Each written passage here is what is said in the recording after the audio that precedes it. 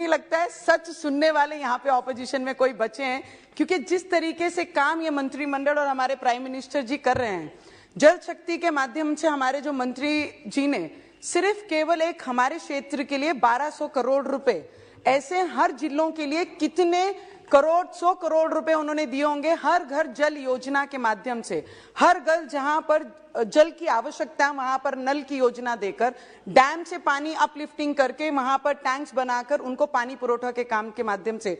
तो मंत्री महोदय जी का बहुत दिल से धन्यवाद करूंगी। मैडम, हमारे क्षेत्र में ऐसे कुल 12 डैम हैं और 12 डैमों को अगर कनेक्टिविटी अपलिफ्ट करके हमारे गांवों को सप्लाई किया जाएगा पानी, तो ऐसे 200 से 250 गांवों को वो पानी पुरोठा हम उसके माध्यम से कर सकते हैं। बहुत सारी मदद पानी पुरोठा के माध्यम से हमारे मंत्री ने हमारे जिले और महाराष्ट्र के लिए किए हैं, पर ऐसे अगर किया जाए तो मेरे जो मेलघाट क्षेत्र है, ट्राइबल क्षेत्र है, जहां पे पानी पुरोठा की बहुत बड़ी अड़चन है, वहां पे उनको मदद की जा सकती है।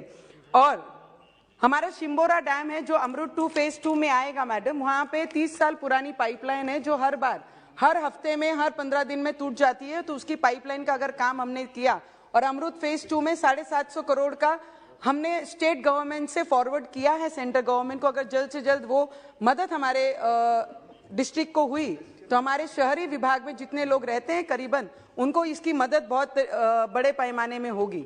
गवर्नमेंट मेडिकल कॉलेज मैडम, जो हमारे प्राइम मिनिस्टर जी का सपना है, हर जिले में गवर्नमेंट मेडिकल कॉलेज होना चाहिए और बहुत हद तक हमारे डिपार्टमेंट ने और हमारे ये सरकार ने वो पूरा करते हुए दिखाया। हमारा क्षेत्र ट्राइबल एरिया से जुड़ा हुआ है जहां पर गवर्नमेंट मेडिकल कॉलेज के लिए जगह भी आवंटित की गई है। अगर उसका पाठ पुरावा अगर किया जाए और उसे थोड़ा सा धक्का मारा जाए तो वहां पे गवर्नमेंट मेडिकल कॉलेज भी जल्द से जल्द उपलब्ध करा दिया जाए तो हमारे डिस्ट्रिक्ट को, विदर्भ के लोगों को बहुत बड़ी फायदा उससे होगा। इरविन हॉस्पिटल है वो अभी 300 बेडेड का है, पर जहां पे डिवीजन हमारा हेडक्वार्टर है हमारा डिस्ट्रिक्ट, वहां पे अगर 750 से 1000 बेडेड किया जाए तो गरीब लोगों को जो वहां पे जाके अपना इलाज कराते हैं उनके लिए भी बहुत मदद होगी। मैडम, सभी लोगों ने, ऑपोजिशन ने कहा, महाराष्ट्र के मेरे कुछ कलीग ने अभी बात करते हुए कहा कि क्या किया, टैक्स में क्या किया, जीएसटी में क्या किया, डॉलर्स में क्या किया। अरे परसों ही 11 तारीख को मोदी जी ने विदर्भ, जो सबसे निग्लेक्टेड एरिया माना जाता था, उनके गवर्नमेंट में, उनके शासन में पिछले दिनों में 4 दिन पहले मोदी जी, प्राइम मिनिस्टर जी वहां पे आके कई 100 करोड़ों का समृद्धि महामार्ग, बाला साहेब ठाकरे महामार्ग बनाने का उद्घाटन किया गया, एम्स का उद्घाटन किया, वंदे भारत का उद्घाटन किया, मेट्रो का उद्घाटन किया। ये ऑपोजिशन के लोग क्यों भूलते हैं कि अच्छी चीजों को भी ये सभागृह को अवगत कराना चाहिए कि ये राज्य में किस तरीके से सरकार काम कर रही है। पर वो सब चीजें ना बात करते हुए ऑपोजिशन करना है, बोलते हैं ना, कई लोग मार्केट में जाते हैं अमरूद खरीदने के लिए तो पूछते हैं भैया मीठा है ना, और घर पे लाने के बाद उसमें नमक छिड़क के खाते हैं। वो हालत हो गई हमारी ऑपोजिशन की, आज वो परिस्थिति में वो खड़े हैं, मीठा पूछने के बाद नमक लगा के खाते हैं। Madam, finance minister ji is here, Karad साहब इज हियर। हमारे रेलवे डिपार्टमेंट से भी मेरी कुछ डिमांड रहेंगी। हम लोग हैं एमपी मेंबर ऑफ पार्लियामेंट, ये घर में जब हम रिप्रेजेंट करते हैं बहुत सारी अपेक्षा भी हमारे लोग हमारे से करते हैं। तो ब्रिटिश कालीन स्टेशन हैं हमारे, मैंने बहुत बार उसकी डिमांड्स भी ये हाउस में रखी हैं। अगर उसके ब्यूटिफिकेशन के लिए कुछ चीजें, अगर फंड हमें उपलब्ध किया जाए तो हमारे क्षेत्र के उस भाग के लोगों को और आने जाने वाले लोगों को बहुत सारी सुविधाएं होंगी। और वंदे भारत जो हमारा सपना है, हर मेंबर ऑफ पार्लियामेंट का भी सपना है कि वंदे भारत जिस तरीके से नागपुर से 11 तारीख को हमारे प्राइम मिनिस्टर जी ने उद्घाटन किया, उसी तरीके से हमारे क्षेत्र से, अमरावती से वंदे भारत की नई दिल्ली के लिए भी वंदे भारत शुरू की जाए। उसकी भी मैं विनंती आपके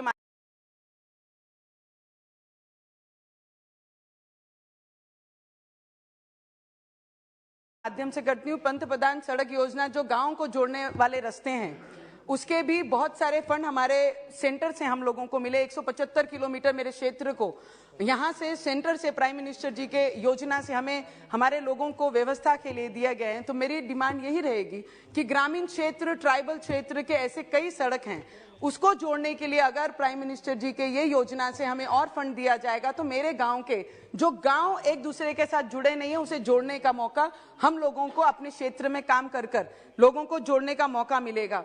सर मैडम, चक रोड हमारे यहाँ पे पानधान बोलते हैं, अमी पानधान रस्ते म्हणतो, हमारे यहाँ पे महाराष्ट्र सरकार अब जो 4 महीने से आई है, आपने अगर मुख्यमंत्री जी को फोन करके भी अगर कुछ कंप्लेन की तो कंटिन्यू उनके ऑफिस से फोन आकर आपको उस चीज का फॉलोअप किया जाता है। इतने एक्टिव और इतने अलर्ट मुख्यमंत्री और डिप्टी सीएम साहब है।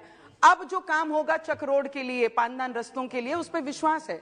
पर मेरी अपील रहेगी as a member of parliament, जब चक रोड की बात आती है क्षेत्र में करने के लिए, तो हम लोगों के पास कोई भी हाथ में फंड नहीं होता है, जो हमारी अथॉरिटी हमारे पास नहीं होती है। अगर उसके लिए केंद्र शासन से, केंद्र सरकार से हम किसानों के लिए बहुत सारी योजना ला रहे हैं, किसान हमारे खुश रहे, उनका परिवार अच्छा रहे, सब चीज रहे, पर उसके साथ जो किसान हर रोज सुबह शाम वो खेतों में जाता, उसके लिए चक रोडों के लिए स्पेशल एमपी को अगर कोई फंड दिया जाए, नहीं तो जैसे ग्रामीण सड़क योजना जो पंतप्रधान जी के नाम पे, अगर उसी नाम पे चक रोड के लिए भी फंड अलॉट किया जाए तो मुझे लगता है हम किसानों को बहुत बड़ी राहत हम देख के उनकी मदद कर सकते हैं। Madam just 2 minutes.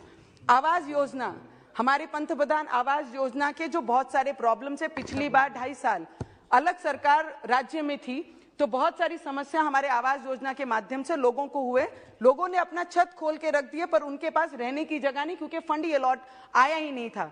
तो मैं विनती करूंगी, और जो नए नंबर्स लेना बंद कर दिया है आवास योजना के, वो लेना शुरू किया जाए तो मुझे लगता है हमारा जो सपना है मैडम, वो 2024 तक वो आवास योजना को आगे बढ़ाना चाहिए, जिसके माध्यम से बहुत सारी मदद हमारे क्षेत्र के और महाराष्ट्र के लोगों को होंगी। मैडम